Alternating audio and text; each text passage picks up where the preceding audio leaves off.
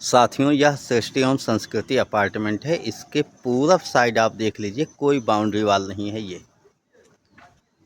ये दक्षिण साइड है जो बाउंड्री वाल है, लेकिन जैसे ही आप पूरब साइड आते हैं कोई बाउंड्री वाल आपको नहीं मिलेगी, जिसे कोई भी नंगी आंखों से देख सकता है। अब हम सोसाइटी के उत्तर के हिस्से की ओर, उत्तर की ओर चलते हैं, उत्तर साइड की ओर। ये आप देख सकते हैं कि सोसाइटी के उत्तर साइड की ओर कोई भी बाउंड्री वाल नहीं दिख रही है स्पष्ट, यहाँ से लास्ट तक। और यहीं पर देखा जाए तो ये 6 मीटर रोड है।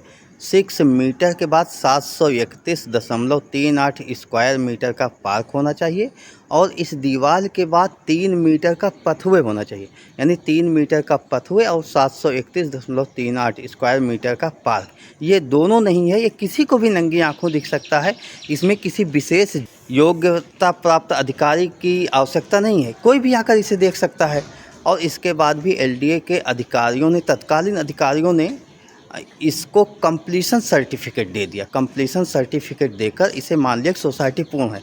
तो निश्चित ही ऐसे तो अधिकारी दिए नहीं होंगे, उनकी कोई ना कोई संलिप्तता तो है।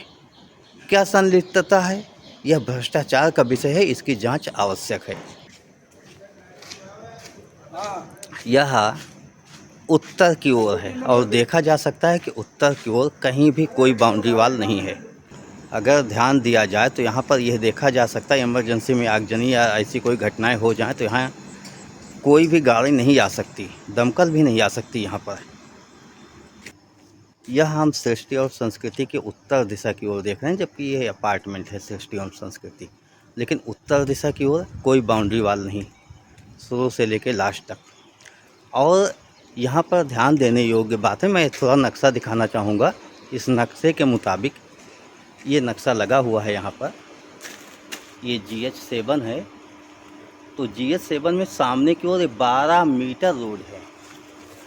12 मीटर, ये स्पष्ट लिखा है 12 मीटर चौड़ा रोड। ये ग्रीनरी जो है, ग्रीनरी भी नहीं है, और जो 12 मीटर का रोड है ये भी उपलब्ध नहीं है। तो ऐसी सोसाइटी को पूर्णता प्रमाण पत्र देना, ये इंटीग्रेटेड सोसाइटी ओमिक्स कहता है। लेकिन यहाँ पे देखा जाए कितनी कमियाँ हैं। और जिसमें सामने पार्क की बात कर रहा हूँ वो ये पार्क है। ये पार्क है 731 मीटर। ये सामने 3 मीटर पथवे है, ये केवल यही 6 मीटर है। तो इतनी यहाँ पर कमियाँ हैं। यहाँ पे देखा जाए STP बन गई, जबकि यहाँ पार्क होना चाहिए। और ये 4.5 मीटर एक रोड होना चाहिए, साइड में नहीं है। तो ये LDA के बिना मिली भगत के तो ऐसा भ्रष्टाचार ओमिक्स कर ही नहीं सकता, कोई भी बिल्डर नहीं कर सकता। तो इसकी जांच होनी चाहिए। बिल्डर इसे भी एक पार्क के रूप में कहता है। ये पार्क है, बताइए, 520 परिवार रह रहे हैं और ये पार्क है। तो ये सब भ्रष्टाचार का विषय है। LDA के अधिकारियों की मिली भगत से ही ऐसा संभव हुआ है। उन पर कठोरतम कार्रवाई होनी चाहिए। आप सृष्टि और संस्कृति अपार्टमेंट के नक्शे में देख सकते हैं, ये दुकानें यहाँ पर नहीं, यहाँ पर खाली स्पेस है। लेकिन यहाँ पर ये दुकानें बना दी गई, यानी शॉपिंग कॉम्प्लेक्स बना दी गई।